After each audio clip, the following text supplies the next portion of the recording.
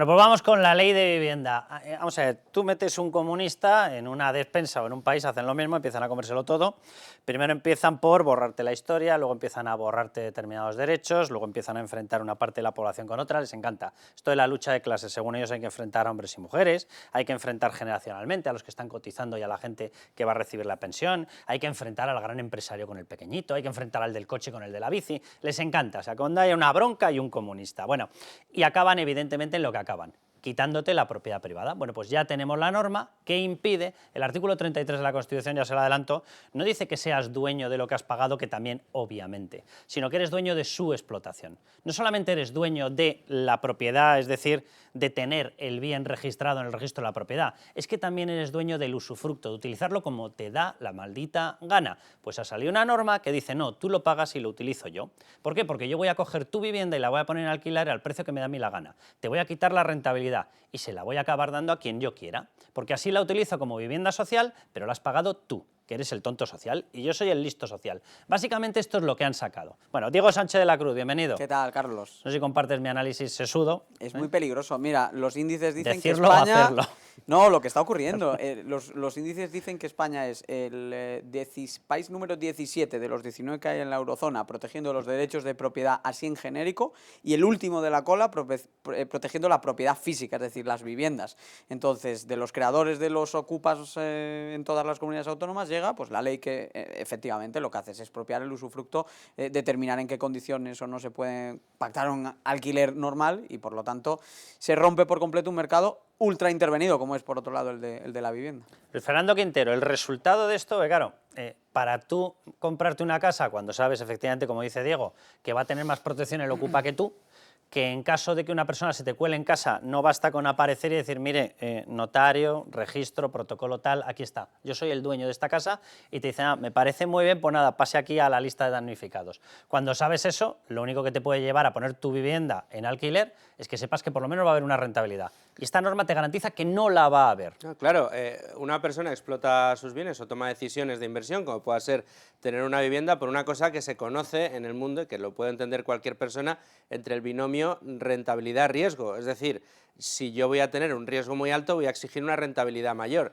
Si yo tengo el riesgo poniendo mi vivienda en alquiler de que me la inquiocupen, de que si me la inquiocupen voy a tardar una media de 2 a 3 años, si tengo mucha suerte, en recuperarla. Puede ser que me vayan impagando, aunque luego me paguen más tarde, y yo no voy a poder echar a esa familia. Puede que sufra el vandalismo de mi vivienda y nadie me pueda amparar respecto a ese vandalismo. En definitiva, tengo una serie de riesgos enormes, pero bueno, si yo obtengo una rentabilidad interesante por esa vivienda, puedo ponerla a precio de alquiler que yo los riesgos, quiera, y pueda ir aumentando la renta. Conforme a mí me van subiendo los costes de mantenimiento de esa vivienda, bueno, pues puede ser que a mí me resulte interesante poner esa vivienda en alquiler. Pero claro, si a ti por ley todas las ventajas de rentabilidad que tú puedes esperar de una vivienda te la quitan de un plumazo y te endurecen las condiciones de los riesgos, es decir, te van haciendo contratos cada vez mayores que no puedes romper, te impiden que puedas revalorizar el precio de la vivienda, sabes que no tienes ningún tipo de seguridad jurídica respecto al bien sobre el que tú tienes derecho, que es tu propia vivienda, pues lo lógico es que lo que ha sucedido en el último año, antes de aprobarse esta ley, que es absurda, antes de aprobarse esta ley, solo con ese límite al 2% que puso de revalorización de las rentas de alquiler el señor Sánchez,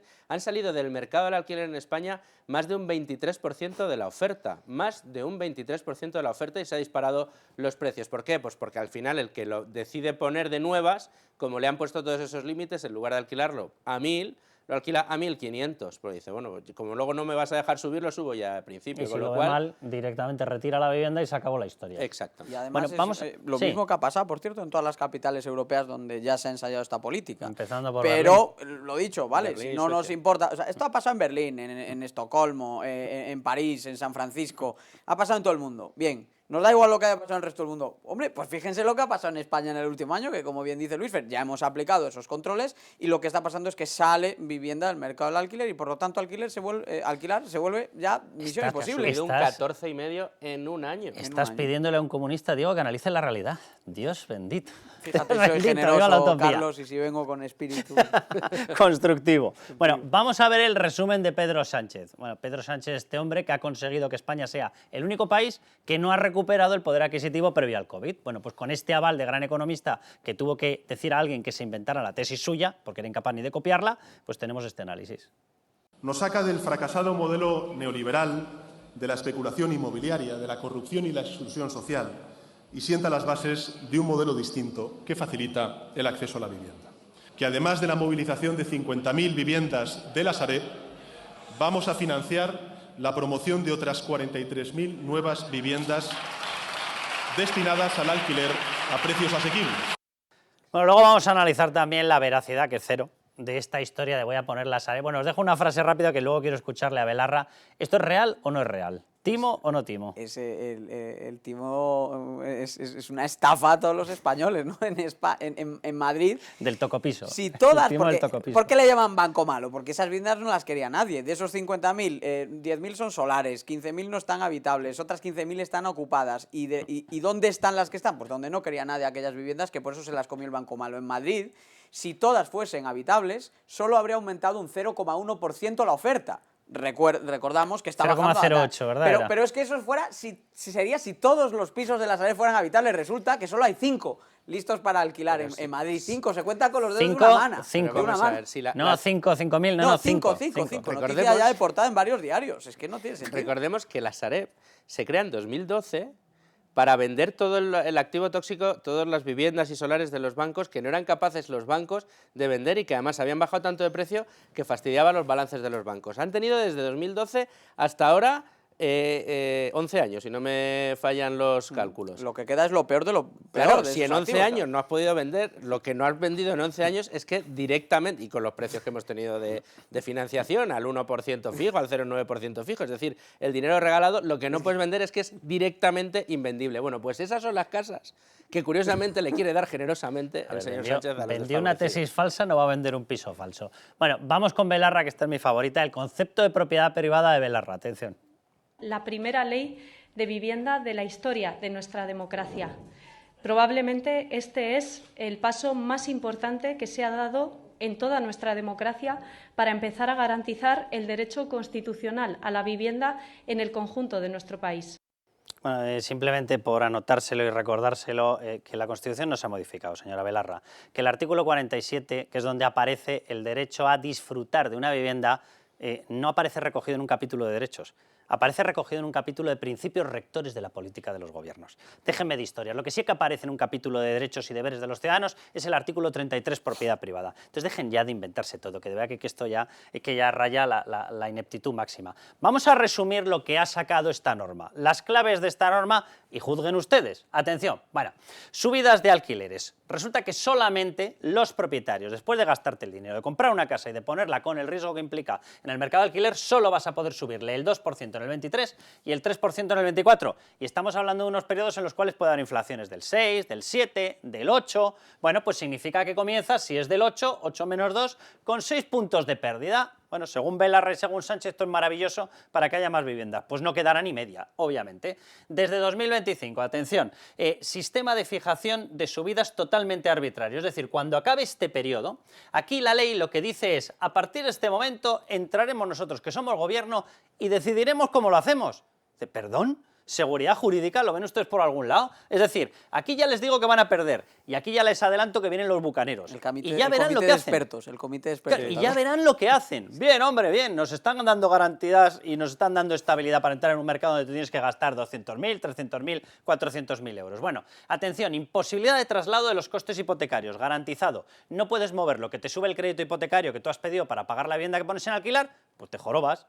No lo puedes subir y te lo dicen tal cual. Imposibilidad de traslado de aumentos de gasto de comunidad o de consumos. ¿Que los gastos de comunidad subes? Pues te aguantas. ¿Que los consumos, si has pactado que los asumes tú, luz, gas, etcétera, calefacción? Pues te aguantas, te has quedado sin negocio y se acabó. ¿Y qué ocurre? Pues que además si tienes a alguien dentro no lo vas a poder echar hasta que el gobierno no le dé una solución habitacional si desde el gobierno lo califican vulnerable y te lo comes y se acabó. Atención, imposibilidad de traslado de los aumentos fiscales. ¿Que las cargas fiscales sobre la vivienda te suben? Pues la misma doctrina, pues te jorobas, te aguantas. Y última cuestión, lo de los ocupas, cuidado, protección a los ocupas y no al propietario, porque efectivamente, como dice Belarra, pasan de una forma mágica y sin reformar la Constitución a decir que vale más el artículo 47 que el artículo 33. En la Constitución esto del orden tiene algo que ver, básicamente que el 33 se recoge como derecho y el 47 como algo a lo que tienen que tender los poderes públicos. Bueno, pues sale Belarra, sale Sánchez y dicen, cojo la Constitución, la utilizo para calzar una cómoda y me da olímpicamente lo mismo. Y digo que prima el 47 sobre el 33. Yo simplemente quiero que vean, vamos a ver la siguiente diapositiva, el resultado que ya está teniendo esto, que lo decía Diego, lo decía Luis Fernando. ¿Por qué es que es así? Bueno, los principales datos cerrados para el año 2022, que los recogía Habitat, Servia Habitat, hablaban de 22% de la población española reside en régimen de alquiler, ¿vale? Este es el contexto. A partir de ahí, ¿qué ha ocurrido? Atención, menos 26,8 con respecto a 2021 de la oferta de viviendas en alquiler en España. ¿Por qué? Porque ya habían comenzado estas normas. La protección al ocupa ya había comenzado. Esta ley que están sacando ahora es la segunda batida. Es la segunda entrega de algo que empezó a intervenir y a quitar capacidad de alquilar los pisos a todos los propietarios. Y el resultado ha sido directamente una caída del 26,8%. Pues imagínense lo que va a ser a partir de ahora, que ahora viene la dosis de verdad. Y otro dato, atención, el precio medio de alquiler en España, ¿qué ha hecho? ¿Bajar o subir? Subir. Más 6,2 frente a 2021, en plena crisis. ¿Por qué? Exactamente por lo mismo. Y quiero que vean simplemente la evolución del precio medio para que la vean en fiebre, para que lo vean en lo que ha supuesto todas estas medidas intervencionistas, que efectivamente las hemos tenido, creo que tenemos por ahí la otra diapositiva, las hemos tenido en España, por ejemplo en Barcelona, muy centralizadas. Y esta ha sido la evolución desde mayo del 22 hasta marzo del 23. ¿A ustedes les parece que esto es controlar los precios de la vivienda? Pues sigan poniendo más barreras a que salgan viviendas, sigan fastidiando a la gente que se juega su dinero para que haya mercado de alquiler y lo que tendremos será esto, una continua subida. Ahora, si la gente que vota a estos partidos les aplaude, pues que sepan que son los principales perjudicados. No, bueno, y con efectos de mucho calado. Tengamos en cuenta que actualmente en España, cuando tuvimos la crisis del ladrillo, aparte de surgir la Sareb, vinieron muchos fondos de inversión que consiguieron drenar buena parte de todo ese sobrante excedente de ladrillos, de deuda, etcétera. Son los que en su día llamaron fondos buitre, pero son fondos a los que tenemos que agradecer que se saneara el sector. Bueno, pues estos fondos, parte de sus partidas de vivienda los tienen dedicadas al alquiler. Bueno, pues en libre mercado hemos hablado ya con alguna de ellas y nos están indicando, nos están diciendo que tal y como se están poniendo las cosas en España, lo único que hay que hacer o la única posibilidad que queda es andar liquidando. ¿Por qué? Pues porque la seguridad jurídica, como bien dices, Carlos, se las empiezan a cargar. Y estas cifras hablan por sí mismas. Si en 2021 había salido un 22% del parque de viviendas en alquiler, en 2022 ha salido un 23%. Hablamos de casi la mitad menos en 2 años de alquiler. Y estas son, la nueva atacada, Diego, es mucho más dura que la anterior que habían metido. Sí, y luego también hay que tener en cuenta que ha habido golpes muy fuertes a los propietarios ya a nivel autonómico, que a nivel municipal todo han sido trabas para desarrollar vivienda, es decir, lo que debería ser un mercado funcional está total y absolutamente intervenido, descabezado, no funciona, y esto es efectivamente la puntilla que termina por completo con su funcionamiento. Y sin poner el énfasis y el acento en el verdadero problema, que se libere suelo para que la iniciativa privada pueda desarrollar vivienda. Ayuso te lo ha hecho en Madrid. Claro, sí, llevan todos los actores. Tú hablas con cualquiera de las sociedades inmobiliarias en España, de las compañías, y te dicen que están locos porque liberen suelo para poder construir y además Madrid, de manera ordenada, no tiene por qué Madrid, ser por desordenada. ejemplo, aunque ahora liberemos mucho suelo, que lo está haciendo además yo creo muy bien el gobierno autonómico, pero es que solo el parón que supuso el gobierno de Manuela Carmena, ese interín de 4 años, supuso bloquear 200.000 viviendas en Madrid. Y luego desbloquear todo eso es muy complicado y lo estamos viendo. Hay muchos desarrollos que ni siquiera están del todo en marcha. Están esos PAU del sureste, por ejemplo, pues no se pueden actualizar, no están aún ya en tramitación y por eso pues, hay 100.000 viviendas que podríamos tener en esa zona y 200.000 en el conjunto de la capital. Y por cierto, ese mismo Partido Socialista que ahora habla de aumentar la oferta de vivienda, al menos ahí implícitamente reconocen que en el fondo teníamos razón y la hemos tenido siempre, es el mismo que votó siempre y en todo momento en contra del desarrollo de vivienda, frenando Campamento, frenando Chamartín, frenando los PAU del sureste, todos los desarrollos de vivienda han parado por completo el inmobiliario madrileño y de todos los sitios donde gobiernan, por lo menos Barcelona está igual. Bueno, quiero seguir con este tema y quiero mostrar luego dos declaraciones, una de Nadia Calviño, porque dirán ustedes, o dirá Pedro Sánchez, dirán que esta es la versión de los malvados neoliberales. Bueno, pues ahí resulta que alertaba de los mismos peligros una persona llamada Nadia Calviño. ¿Qué hizo luego cuando recibió la orden? Pues a callarse tocaban. Pero bueno, antes de que mostremos eso, porque aquí lo importante es salvaguardar el dinero, ¿vale? Los comunistas vienen a por la propiedad privada, nosotros a salvaguardarnos. Y quiero hablar antes precisamente con Banca March de todo esto. Atención. Banca March, nuestra solvencia, su tranquilidad. Patrocina este espacio. Bueno, pues vamos con la sección del ahorro, la sección del ahorrador. ¿Y qué busca el ahorrador? Pues tranquilidad. ¿Qué te da la tranquilidad? Pues saber que tu dinero está en buenas manos, está seguro, está bien gestionado. Bueno, y por eso, ¿con quién vamos a hablar? Pues con uno de los responsables del banco más solvente de España. Y además, así nos quedamos todos tranquilos, tenemos el dinero totalmente seguro, etcétera. Bueno, Carlos Andrés Pollo, director Unidad Gestión Discrecional de Carteras de Banca March. Vamos a ver, panorama. Rescate de bancos en Estados Unidos, también aquí en Europa. Hemos empezado ya con esta historia. Miedo en los mercados, miedo en los inversores. Vamos a ver, ¿hay un riesgo real de una crisis bancaria como la que tuvimos en el año 2008? ¿Lo hay? Hola, Carlos. Pues la respuesta rápida es en absoluto no. No hay una crisis como la del año 2008, ¿no? La mejor forma de evitar una crisis en el sector financiero, en el sector bancario, es especialmente fijándonos en el balance de los bancos. Aquel banco que presente un balance más solvente, pues es el que tiene obviamente menos probabilidad de sufrir problemas, ¿no? Banca March es probablemente el mejor ejemplo en Europa de ello, ¿no? Un banco con una solvencia muy por encima de los requisitos legales que da esa seguridad, esa tranquilidad a todos nuestros depositantes.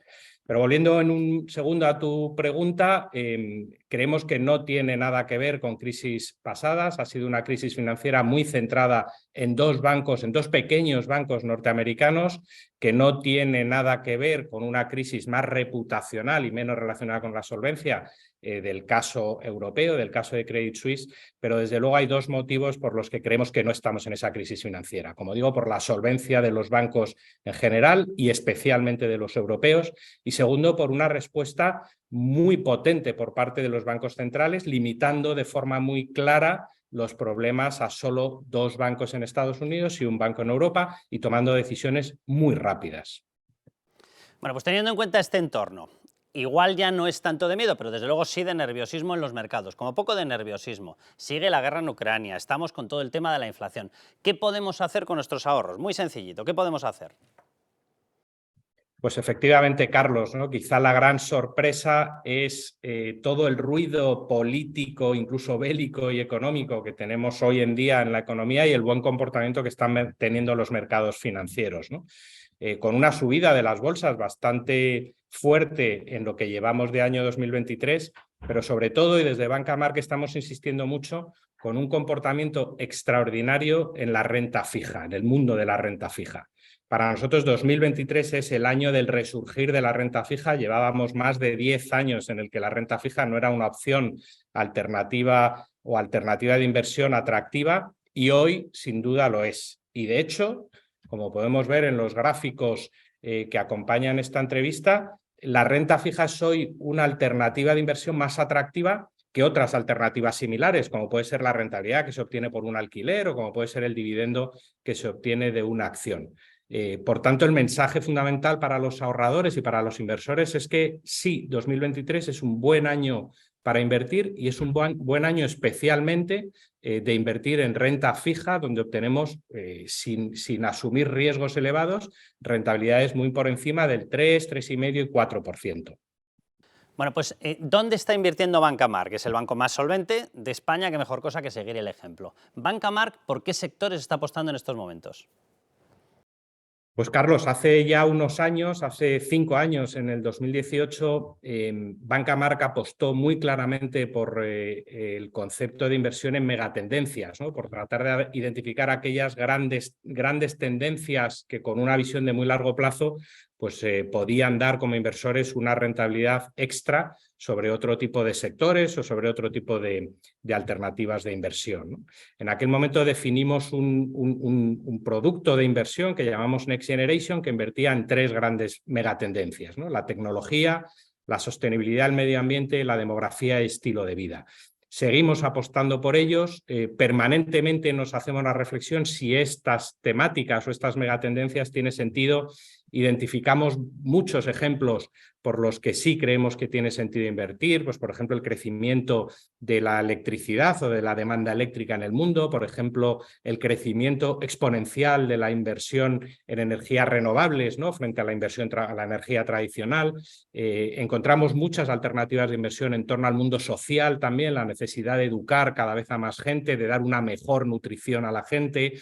Y encontramos, por supuesto, muchas alternativas de inversión en el mundo de la tecnología, ¿no? Quizás robótica y sobre todo inteligencia artificial son dos temáticas que hoy están en boca de todos y que creemos que como inversores los clientes de Banca March se pueden beneficiar de ese crecimiento a largo plazo superior. Bueno, pues muchas gracias, Carlos Andrés, muchísimas gracias y muchísimas gracias a Banca March. La semana que viene más consejos. Y vámonos ya otra vez de vuelta, pues cómo no, con la ley de la vivienda, con Luis Fernando Quintero y Diego Sánchez de la Cruz. Banca March, nuestra solvencia, su tranquilidad. Ha patrocinado este espacio. Bueno, pues Diego y Luis Fer, quiero que veáis a Nadia Calviño en el antes. Qué mala es la norma, que están pidiendo estos de Podemos, son unos bárbaros, ineptos, tal. Vamos a escucharla y luego su reacción, porque es la reacción pro Sánchez. Atención. Iremos desarrollando una serie de medidas. Se trata de un aspecto, de un asunto complejo que no se puede resolver con una medida independiente, sino que requiere actuaciones desde la perspectiva de la oferta, desde la perspectiva de la demanda y tanto a nivel nacional como a nivel autonómico y local, pero que sin duda tiene que ser puesta en el centro de las preocupaciones y de las prioridades del Gobierno. Vamos, que no tenía ninguna gana de hacer lo que le estaba pidiendo Podemos hasta que recibió la orden de Pedro Sánchez y le dijo, hombre, que tenemos que llevarnos bien, Nadia, esto de que tú eres la que te lo sabes, como que no, me da olímpicamente lo mismo, porque aquí ¿quién manda? ¿Quién manda? ¿De quién dependemos? ¿De quién dependemos? Pues ya está, Nadia Calviño. Estamos hablando de un plan para tener a disposición 100.000 viviendas en alquiler sostenible, para movilizar 50.000 viviendas de la Sareb, para rehabilitar 500.000 viviendas con eficiencia energética en nuestro país, para ayudar a los jóvenes a acceder a los primeros alquileres con ese bono de 250 euros, con beneficios fiscales para los propietarios. Mire, señor Maroto, no se trata de palabras, se trata de hechos. Y los hechos demuestran cuál es la política de vivienda del Partido Popular, la del señor Feijóo cuando era presidente de Galicia. Que no me gustaba, que no, ¿cómo que no? Me encantaba, no me han entendido bien. Pero como sigamos un rato con el programa ya van a ir a las 200.000 viviendas, ¿no? Porque esto sigue por metro cuadrado. La mentira no para de inflarse, ¿no? Bueno, es que lo de Nadia Calviño yo creo que hay que tomárselo a risa, no es una persona seria, no es una persona Nadia seria. Calviño, Luis Fer fue la persona que cuando comenzó el COVID dijo, no, va a tener un impacto muy reducido, muy acotado. El mayor tortazo económico desde la posguerra civil. Perdona, y la que dijo que la inflación iba a ser transitoria, que esto que no, que bueno, estamos hablando de primeros de 2021. Claro, todo es transitorio. Es buen sí, indicador como la presencia contraria, en la ¿no? En Luis Fer, como en los mercados, ¿verdad? Sí. Es buen indicador. Si Nadia dice A, es que va a ser Z. Sí. Diego, Luis Fer, muchísimas gracias. Bueno, vamos, yo creo que tú te quedas, ¿no, Luis Sí. Fer? Tú te quedas. Vamos a ver otro capítulo que este ya es espectacular. Es que se han inventado literalmente lo de Doñana. ¿Les importa algo? Más da, estamos en fase electoral.